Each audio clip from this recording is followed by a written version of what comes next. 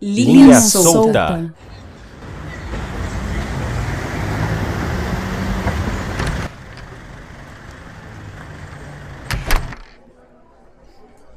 Esse restaurante é muito bom. Você já conhecia? Não, é a primeira vez que venho. Me lembra a vez que eu viajei para o Nordeste. Aqui foi o único lugar onde encontrei a comida que conseguiu se assemelhar àquela perfeição que eu conheci na Bahia. O acarajé? Isso mesmo, uma delícia. Que saudade, bora pedir hoje? Só se for agora. Nunca tive a oportunidade de comer, mas a minha mãe também sempre fala desse prato. Estes são dois jovens paulistas, a Laura e o João, que estão aqui conversando sobre um dos pratos típicos da cultura afro-brasileira, mas que nunca tiveram contato com a origem desses alimentos. Esse é apenas o início desse podcast, que vai explorar a vinda dos povos do continente africano ao Brasil e sua culinária. Eu me chamo Flávia Sá, alagoana raiz, e vou acompanhar você nessa jornada para trazer as informações necessárias e ajudar nossos amigos nessa história, não deixando assim nenhuma linha solta.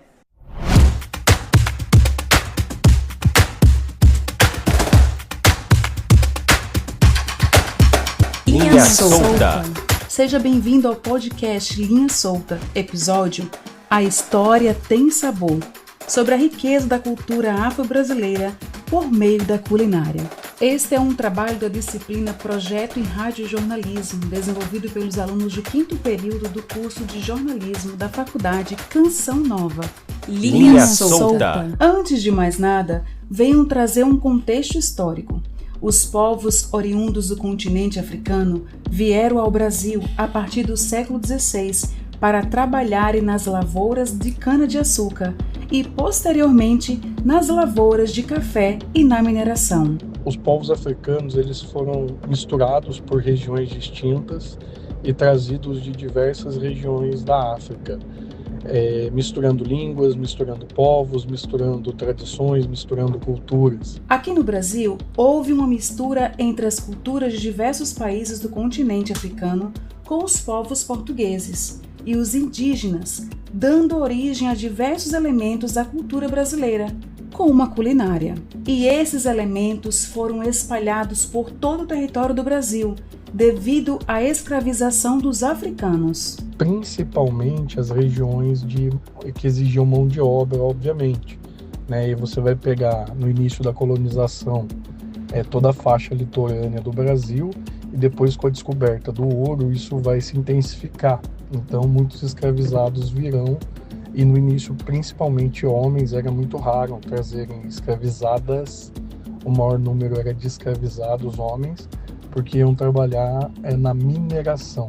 Somente mais tarde, no período do café, é que eles começam a trabalhar com famílias de escravizados, que eles começam a organizar essa sistemática, até para que pudessem mantê-los ainda mais cativos, porque aí eles também tinham uma família para se preocupar. Além disso, surgiram outras misturas culinárias entre as duas culturas.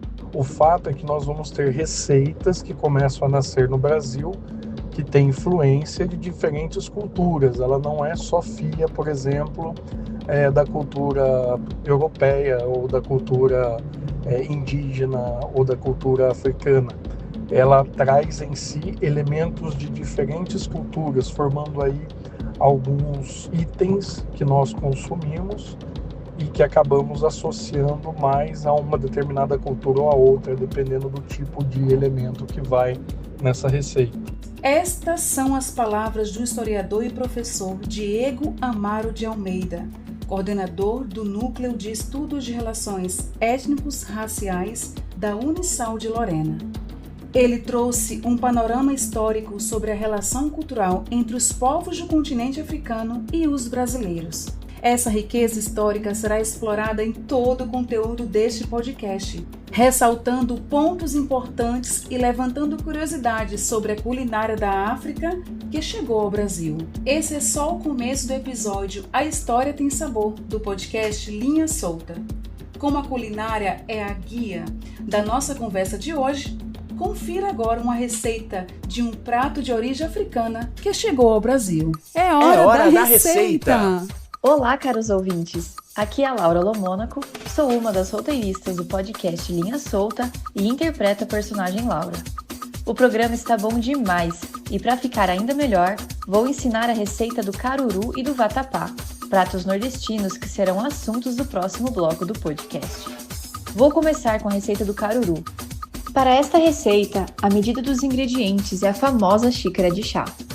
Para fazer o caruru, você vai precisar de 600 gramas de quiabo, o que equivale a aproximadamente 60 unidades, uma cebola, 1/4 de xícara de camarão seco descascado, 1 xícara e 1/4 de castanha de caju torrada, 1 xícara de amendoim sem casca e 1,5 xícaras de água. Para temperar, você vai precisar de 2 colheres de sopa de gengibre ralado, 2 colheres de sopa de azeite de dendê e sal a gosto. Numa tigela grande, você vai colocar o quiabo e cobrir com água e 1 colher de sopa de vinagre. Depois de 10 minutos de molho, retire o quiabo e coloque num pano de prato limpo para secar. Neste meio tempo, descasque e pique bem fininho a cebola. Numa tábua, vamos preparar o quiabo. Primeiro, corte e jogue fora o topo dele. Depois, no sentido do comprimento, corte o quiabo em 4 partes e fatie no sentido horizontal. Agora, vamos ao fogão. Aqueça uma panela em fogo médio, coloque o azeite de dendê e refogue a cebola por 5 minutos. Agora, você junta o quiabo cortado em cubos, tempere com sal e deixe refogar por 15 minutos, mexendo de vez em quando. Enquanto o quiabo vai refogando, vamos para o liquidificador. Bata o camarão seco com o amendoim, a castanha e meia xícara de chá de água até formar uma pasta. Agora, você vai colocar esta pasta de camarão que acabamos de fazer na panela do quiabo refogado. Para temperar, adicione o gengibre ralado, o restante da água e misture bem. Abaixe o fogo. Tampe a panela e deixe tudo isso cozinhar por 30 minutos, mexendo sempre para não queimar. Experimente para conferir se não precisa de mais sal e está pronto. É hora da receita! Para finalizar, vou ensinar a receita do vatapá, também utilizado como recheio do acarajé e que é muito lembrado pelos turistas que visitam a Bahia. Primeiro você irá preparar um caldo de cabeça de peixe. Vamos aos ingredientes. 1 cabeça de um peixe de sua preferência, 1 xícara de chá de água, 2 cebolas grandes, 3 dentes de alho, 2 tomates grandes, 1 xícara de chá de coentro, suco de um limão, 2 pimentas de cheiro, 1/4 de colher de chá de cominho em pó e uma pitada de sal. Pique a cebola, o alho e os tomates e depois coloque tudo em um liquidificador junto com o coentro, o caldo do limão, o sal, o cominho e um pouco de água. Bata apenas para triturar os ingredientes. Depois, em uma panela, coloque a cabeça do peixe, as pimentas de cheiro e o caldo batido no liquidificador. Deixe cozinhar em fogo médio e quando começar a borbulhar, tampe a panela e deixe cozinhar por 20 minutos no fogo baixo. Desligue o fogo e peneire o caldo. Reserve a cabeça do peixe e com um garfo retire toda a carne. No liquidificador, bata a carne do peixe com o caldo. Por fim, transfira para uma tigela, cubra e leve à geladeira. Com o caldo de cabeça de peixe pronto, vamos ao restante dos ingredientes utilizados no vatapá. Você vai precisar de 500 gramas de pão amanhecido, 2 xícaras de água, 1 cebola grande, 1 colher de sopa de gengibre ralado, 1 xícara de camarão seco sem casca, 3/4 de xícara de amendoim cru sem pele, 1 xícara de castanha de caju torrado, 1,5 xícaras de leite de coco, 3/4 de xícara de azeite de dendê e sal a gosto. Fatie os pães e coloque em uma tigela bem grande com 2 xícaras de água. Depois, corte a cebola e rale o gengibre. E não se esqueça de descascar o gengibre antes de ralar. Agora, no liquidificador, triture metade do camarão seco e transfira para uma tigela. Em seguida, bata o amendoim e a castanha de caju com 1 xícara de leite de coco e reserve. Ainda no liquidificador, coloque o pão amolecido e bata até formar uma espécie de creme. Em uma panela grande, aqueça o azeite de dendê em fogo médio. Em seguida, refogue a cebola e o camarão seco triturado, mexendo sempre. Quando a cebola murchar, pode acrescentar o creme de pão e misturar bem. Coloque na panela também a pasta de castanhas, a outra metade do camarão seco inteiro, lembrando de reservar alguns para decorar, o gengibre ralado, o caldo de cabeça de peixe e o restante do leite de coco. Vai mexendo tudo até a mistura começar a soltar do fundo da panela. Transfira para um recipiente E regue o vatapá com 1 colher de sopa de dendê e decore com algumas folhas de coentro e alguns camarões inteiros. Bom apetite e até mais! Linha solta!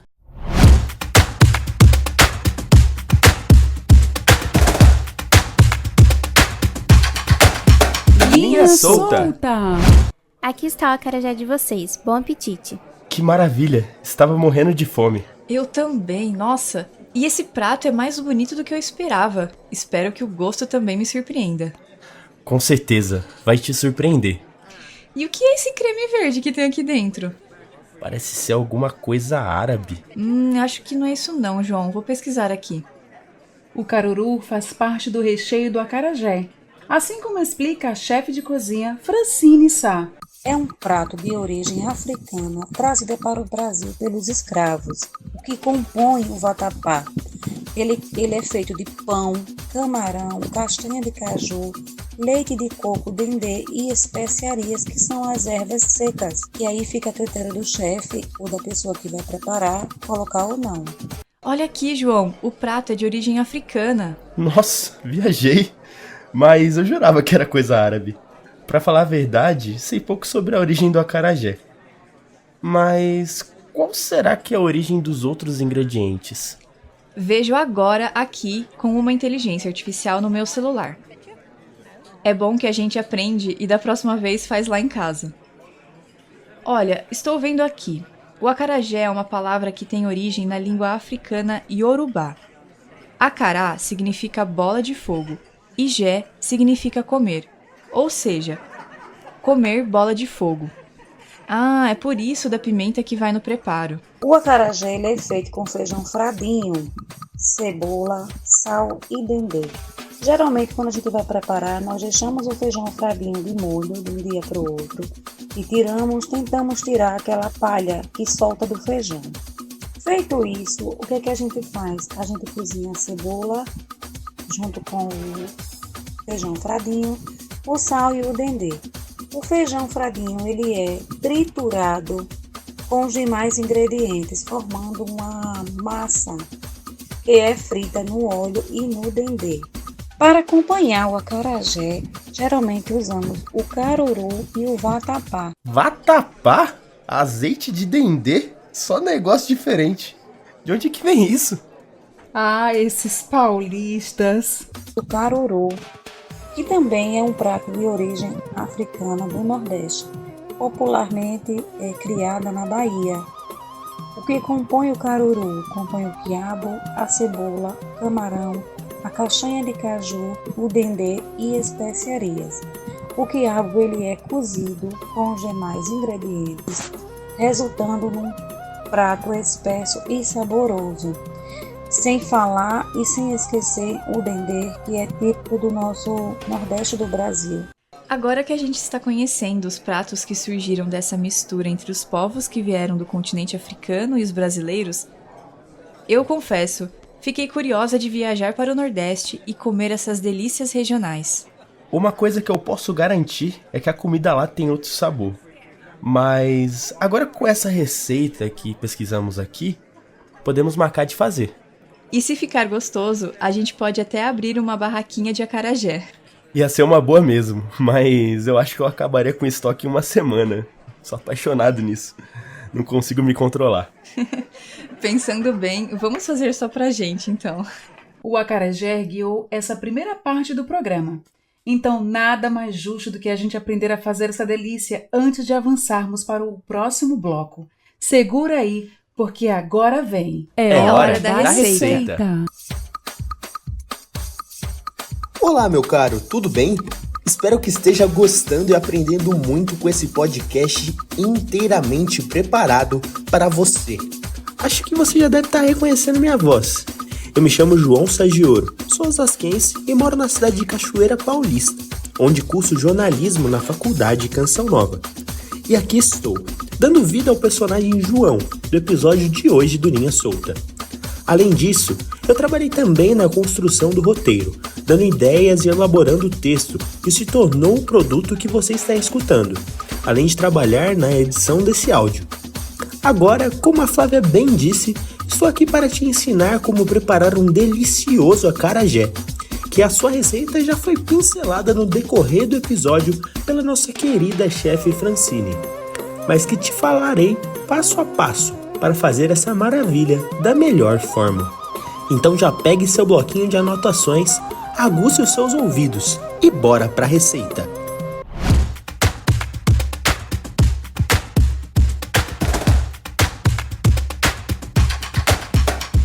É hora da receita.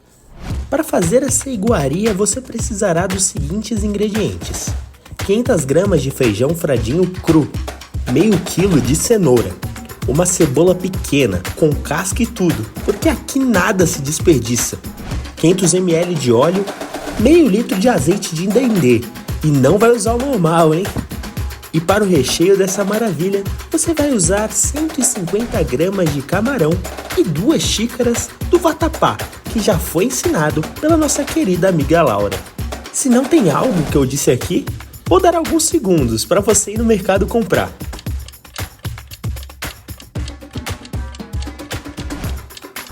Bom, acho que já deu tempo. Vamos lá. O preparo é simples, porém requer atenção. Pega primeiro os feijões inteiros e os coloque em um processador. Bata por alguns segundos para quebrar bem os grãos, mas atenção, não deixe que eles esmigalhem.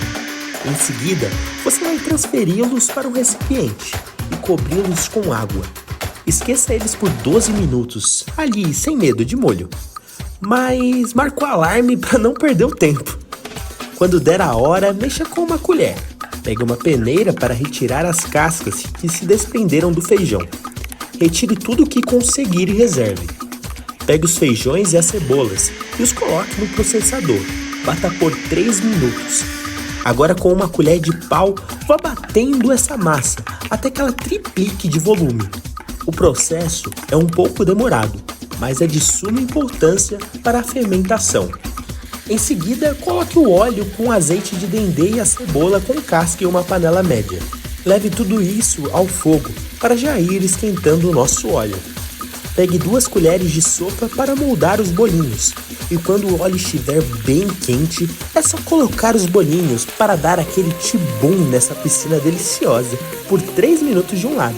E depois você vai virar para que eles dourem do outro lado também. Quando estiverem dourados por igual, basta removê-los do óleo com o auxílio de uma escumadeira. Se caso observar que estão queimando rápido demais, regule a temperatura do óleo, porque está muito quente, então toma cuidado. Por fim, é só abrir essa delícia e rechear. Corte os bolinhos, coloque aquele vatapá delicioso que a Laura ensinou no primeiro bloco, coloque os camarões secos, feche e vá para o abraço.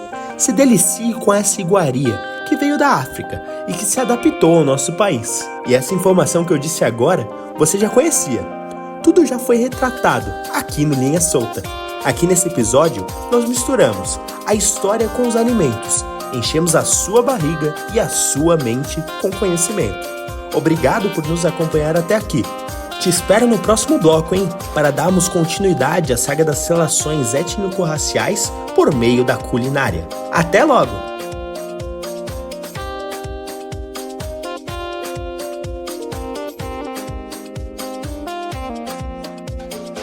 Linha solta.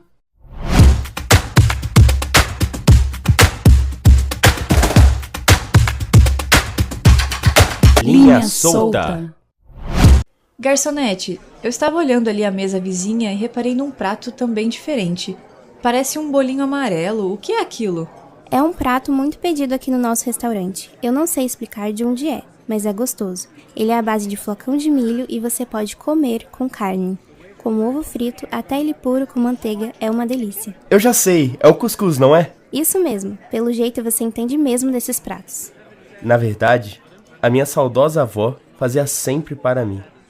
E você não sabe da maior.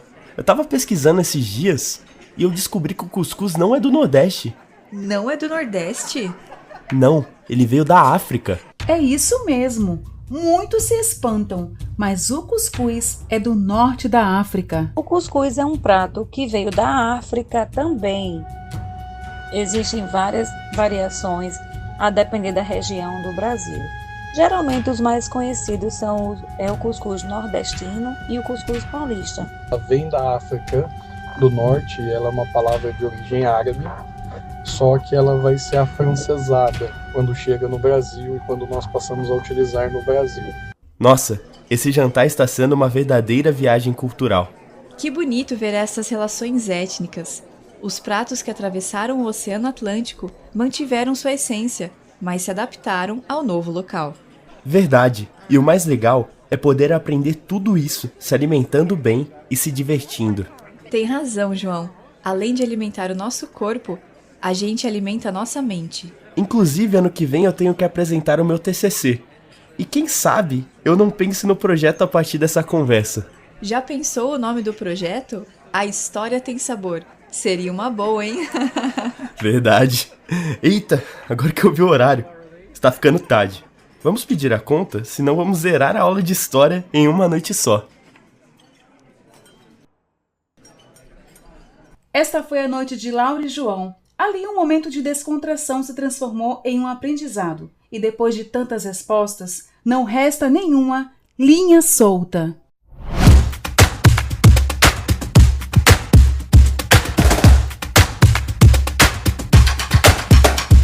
Linha solta. Confira agora uma receita de cuscuz, diretamente do Nordeste, com a já conhecida por vocês, a chefe Francine Sá. É hora da receita! Olá, ouvintes, eu me chamo Francine Sá, sou chefe de cozinha, sou nordestina raiz e hoje vim compartilhar com vocês uma receita tradicional do nosso povo, o nosso cuscuz. O nosso cuscuz nordestino é mais do que um prato, mais do que uma comida. Faz parte do nosso povo, da nossa cultura, do nosso jeito de viver. Então vamos lá aprender como fazer um bom cuscuz. Você vai precisar de alguns ingredientes, mas que juntos vamos transformar a sua refeição em um verdadeiro banquete. Então, papel e caneta na mão, anota aí a nossa receita. Você vai precisar de 2 xícaras de flocão de milho.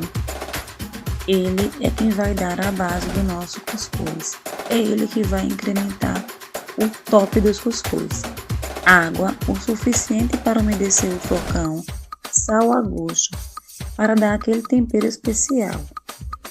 É opcional você usar manteiga ou azeite para untar a sua cuscuzeira e dar um sabor maravilhoso ao mesmo.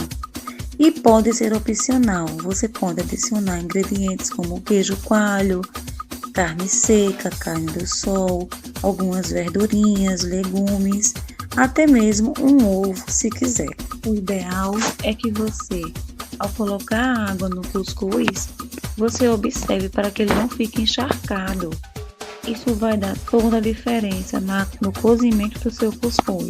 Após hidratar a massa do flocão, você vai deixar ele descansar por mais ou menos uns 10 minutos. E agora é hora de preparar a cuscuzeira para colocar o seu flocão de milho e fazer o seu cuscuz. Coloque água na sua cuscuzeira até a medida do seu cozimento. Depois você vai untar a mesma com manteiga. Isso vai dar um toque especial ao seu cuscuz. Vá colocando a massa já hidratada, sem achatar. Por quê? Porque ao cozinhar o seu cuscuz, o vapor precisa penetrar na massa para poder ele ficar fofinho e soltinho. Desenforme com cuidado e, se quiser, sirva com queijo coalho derretido, carne do sol desfiada ou uma saladinha de legumes. O cuscuz nordestino pode ser uma ótima opção para café da manhã, almoço ou jantar. Ele é versátil e combina com tudo. E aí, gostaram da nossa receita? Espero que vocês tenham se animado para preparar o cuscuz nordestino na casa de vocês. É um pedacinho da nossa cultura que traz sabor e aconchego. Um cheiro no meu Nordeste para vocês. Até a próxima. Linha solta.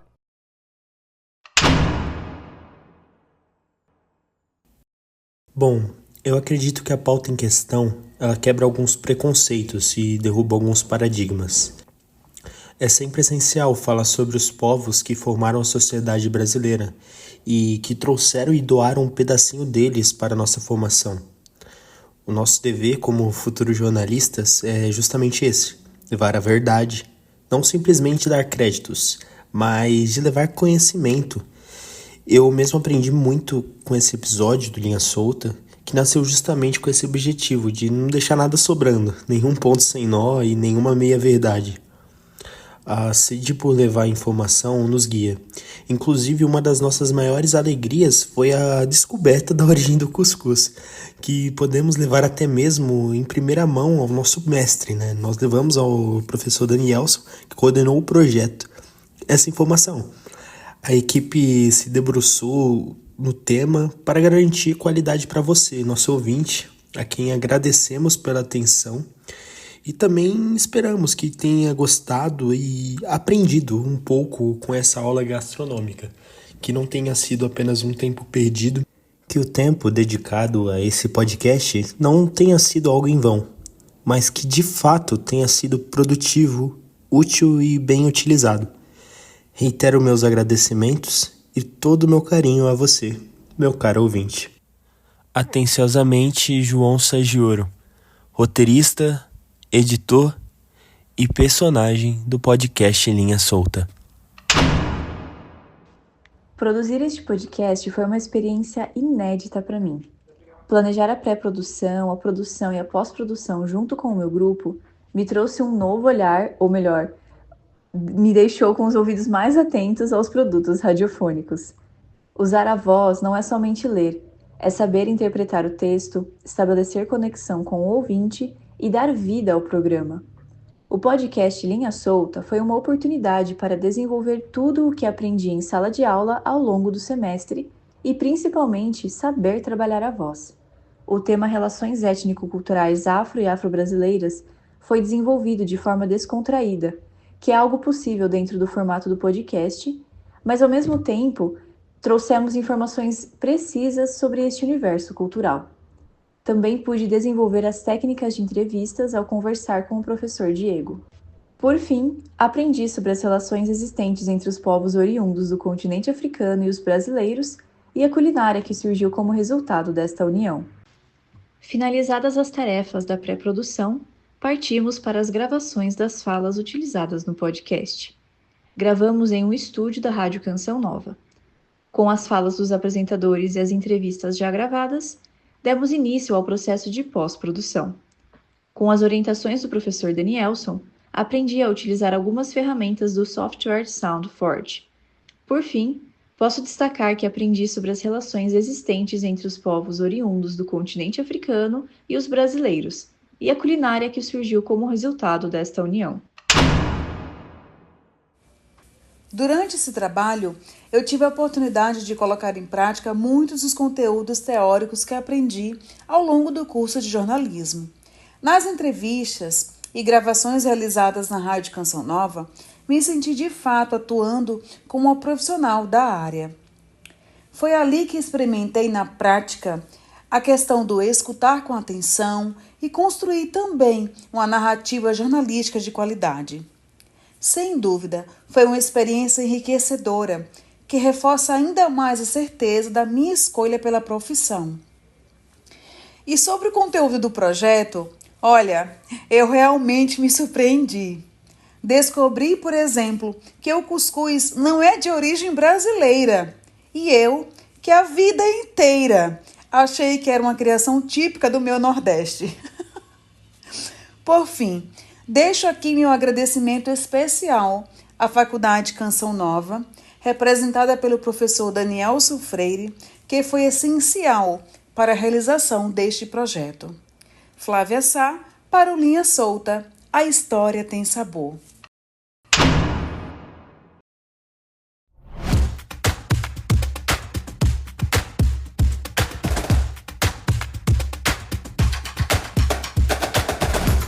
Este podcast foi uma produção dos alunos Flávia Leide Sá Ponciano, João Pedro Borges Sagioro e Laura Lomônaco Vidili. do curso de jornalismo da Faculdade Canção Nova, com orientação do professor e mestre Danielson de Oliveira Freire e apoio da Faculdade Canção Nova. Linha solta.